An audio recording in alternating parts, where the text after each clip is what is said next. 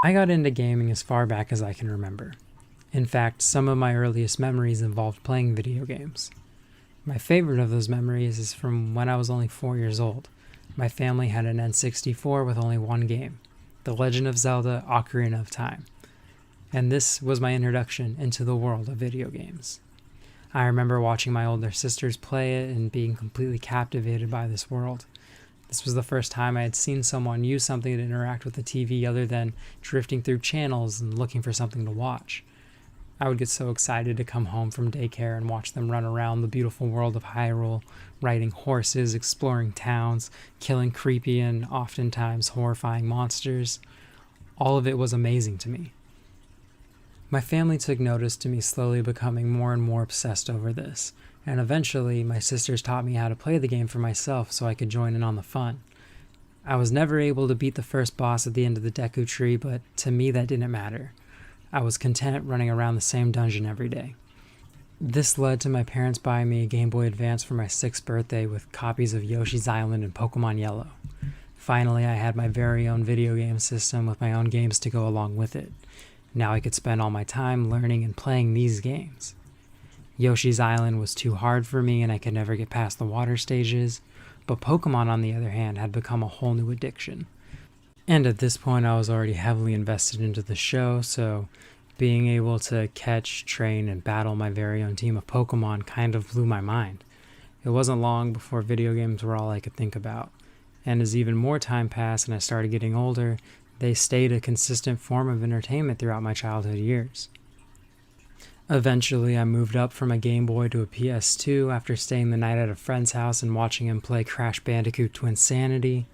When I got home the next day, I begged my mom to take me to the local Toys R Us and buy me one, which thankfully she did. And the PS2 changed everything for me. No longer was I confined to a small screen and pixel-based adventures.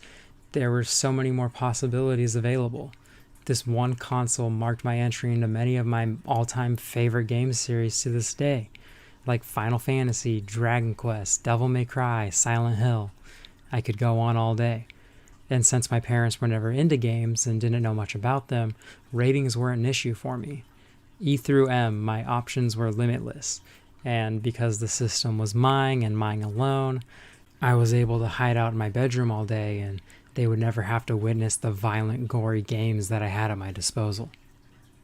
But this is also where a descent began. My sisters were getting older and no longer cared about gaming, so I was forced to explore these fantastical worlds all on my own. With the exception of friends coming over sometimes to play with me, I rarely had a player too. Which meant I was typically stuck with single-player titles, and that continued on to when I got a 360 for Christmas of 2006. And I had never really thought much of it until around middle school when I would start staying over at friends' houses for the whole weekend and play games with them. We would play things like Halo or Call of Duty and Gears of War, and all of these were great experiences, but I could never shake the feeling of wanting to go home and play something by myself. And now, as a 24-year-old who struggles with ADD, social anxiety, and depression, I recognize that the biggest reason I loved gaming so much in my childhood to teenage years is because I would use them as a form of escapism, a break away from the responsibilities of studying and social interaction. I never cared about sports or really any other hobbies. I wanted to block out the world and interact with something I had total control over. And then my problems begin, because still to this day I have yet to break that hold. Granted, I have a far better grip on it nowadays. I know I can't just skip work and flirt with pretty anime girls in Persona all day. I have a relationship to focus on, bills to pay, groceries to buy, and pets to take care of, as well as other goals I want to achieve in my life. But with each new year being added on to my adulthood, my time in these virtual worlds that I've grown so accustomed to has started to dwindle, which has led to me having to prioritize playing certain games over others. And because of the small amount of time that I do have to be glued to my PlayStation or my Switch, I have a hard time getting into multiplayer experiences. And I've tried. But every time a new popular Better with Friends game falls onto the scene, I give it a try for a few hours and always end up with the same sour taste of gamer's remorse. I feel something that I don't typically feel when I'm playing my usual one-person experiences. It feels like I'm wasting my time. which is a really shitty feeling to have when you're doing something that you love. And recently it's gotten to a point where I can't even just play a few matches because it's too much time and energy being used on something that I didn't even want to do in the first place. Whether it's an online shooter or even an MMO, nothing really sticks. And sure, there's been exceptions because I've gotten into games like World of Warcraft in the past or Overwatch even, but at this point, it basically feels like I'm doomed to be a single player. But I also think I might be okay with that.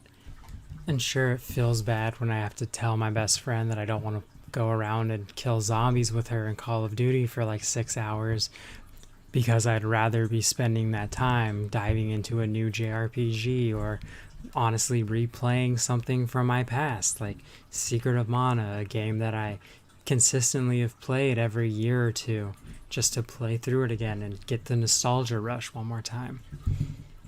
I just want there to no longer be a stigma around not wanting to play games with friends. And it's not because I don't like my friends and I don't want to spend that time with them. It's because gaming is a very personal thing to me that I don't really want other people involved in. It's something I want to do on my own time, on my own terms, playing the things that I want to play, not to appease somebody else. Anyways, if you guys watched the video and you liked it, please give me a thumbs up or something. I kind of just wanted to make a little video, so this is a whole new experience for me. Anyways, I'll catch you in the next one. Bye.